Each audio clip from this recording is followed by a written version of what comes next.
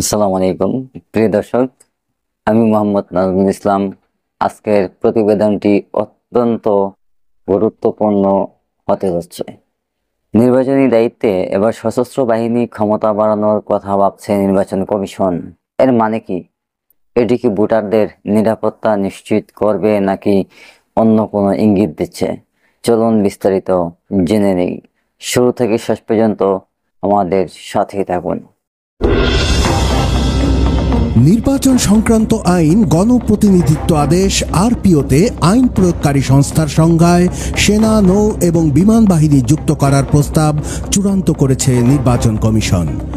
আইনে এটি যুক্ত হলে তিন বাহিনীকে নির্বাচনী দায়িত্ব দিতে আলাদা কোনো আদেশের প্রয়োজন হবে না। এছাড়া সশস্ত্র বাহিনীর সদস্যরাও পুলিশের মতো ভোট কেন্দ্রে দায়িত্ব পালন করতে পারবেন এবং বিনা পরোয়ানায় গ্রেফতারের ক্ষমতা পাবেন।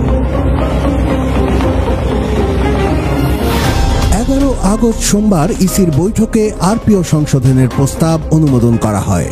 সাধারণত নির্বাচন আইন সংশোধনের আগে ইসি একটি খসড়া প্রস্তাব তৈরি করে, তারপর আইন মন্ত্রণালয় তা ভেটিং করে। পরে মন্ত্রণালয়ের মাধ্যমে মন্ত্রিসভার বৈঠকে তা উপস্থাপন করা হয়। মন্ত্রিসভা অনুমোদন করার পর সংসদে বিল তোলা হয়। মন্ত্রিসভা এবং সংসদ এখানে পরিবর্তন আনতে পারে। বর্তমানে সংসদ না থাকায় ইসির প্রস্তাব যাবে অন্তর্বর্তী সরকারের উপদেষ্টা পরিষদে। পরে রাষ্ট্রপতির অধ্যাদেশের মাধ্যমে প্রয়োজনীয় সংশোধনী আনা হবে। ইসি কর্মকর্তারা জানান, আরপিওতে 2001 সালে আইন প্রয়োগকারী সংস্থার সংজ্ঞায় সশস্ত্র বাহিনী যুক্ত করা হয়েছিল।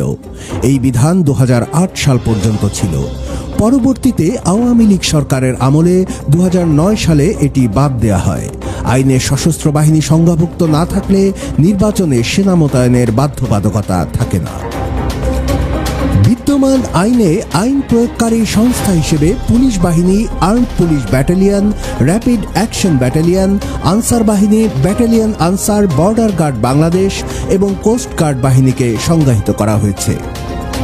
এই আইন অনুযায়ী পুলিশ কর্মকর্তা না হলেও নির্বাচন সংক্রান্ত দায়িত্ব পালনরত আইন প্রয়োগকারী সংস্থার কোনো সদস্য ভোটের দিন ভোট কেন্দ্র বা ভোট কেন্দ্রের 400 গজ ব্যাসার্ধের মধ্যে সুনির্দিষ্ট কিছু নির্বাচনী অপরাধের জন্য বা শান্তি ও আইন শৃঙ্খলা বজায় রাখার জন্য যে কোনো ব্যক্তিকে বিনা পরোয়ানায় গ্রেফতার করতে পারেন।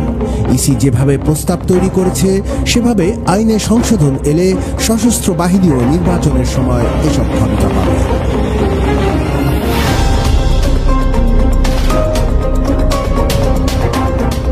আইনে সংজ্ঞাভুক্ত না থাকলেও নবম সংসদের পরে অনুষ্ঠিত সংসদ নির্বাচনগুলোতে ইন-এইড টু সিভিল পাওয়ারের আওতায় সেনা মোতায়েন করা হয়েছিল। বেসামরিক প্রশাসনকে সহায়তা করার উদ্দেশ্যে মোতায়েন করা হলেও তারা মূলত স্ট্রাইকিং ফোর্স হিসেবে দায়িত্ব পালন করেন। এ সময় তারা ভোট কেন্দ্রে দায়িত্ব পালন করতে পারেন না, নির্বাচনী এলাকার নির্দিষ্ট কিছু জায়গায় অবস্থান নেন এবং প্রয়োজনে টহল দেন। তারা কাজ করেন রিটার্নিং কর্মকর্তা বা ম্যাজিস্ট্রেটের নির্দেশে। বিশেষজ্ঞরা মনে করছেন, সেনাবাহিনীকে শুধু স্ট্রাইকিং ফোর্স হিসেবে রাখার মানে হবে অরাজকতা তৈরির সুযোগ করে দেয়া এবং বিপুল অর্থের অপচয়। তারা মত দিচ্ছেন, সেনাবাহিনীকে আইন শৃঙ্খলা বাহিনীর সংজ্ঞাভুক্ত করে অন্যান্য বাহিনীর সঙ্গে সমন্বয় করে নির্বাচনে লেভেল প্লেইং ফিল্ড তৈরির দায়িত্ব দেয়া হোক। এতে জনগণ ভোট দিতে যেতে উৎসাহ পাবে। অর্থনীতিবিদ দেবপ্রিয় ভট্টাচার্যের মতে, শান্তি শৃঙ্খলা ও নিরাপত্তা পরিস্থিতি ভালো রেখে নির্বাচন করতে হলে সেনাবাহিনীর বৃহত্তর ও কার্যকর অংশগ্রহণ দরকার। তিনি বলেন, নির্বাচনে সেনাবাহিনীকে একটি এঙ্গেজড ফোর্স হিসেবে রাখতে হবে। ভোটের 3 মাস আগে তাদের অবৈধ অস্ত্র উদ্ধারের অভিযানের দায়িত্ব দিতে হবে। ভোটের পরেও অন্তত 10 দিন তাদের মাঠে রাখতে হবে।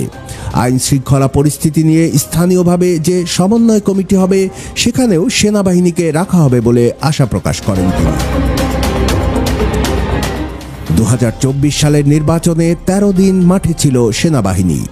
29 ডিসেম্বর থেকে 10 জানুয়ারি পর্যন্ত সেনা সদস্যরা স্ট্রাইকিং ফোর্স হিসেবে সে সময় দায়িত্ব পালন করেন। এর আগে 2018 সালের নির্বাচনে সেনাবাহিনী মাঠে নামে ওই বছর 24 ডিসেম্বর, দায়িত্ব পালন করে পরের বছর 2 জানুয়ারি পর্যন্ত। 2001 সালের নির্বাচনে সেনাবাহিনী 15 দিন ও 2008 সালের নির্বাচনে 12 দিন দায়িত্ব পালন করেছিল।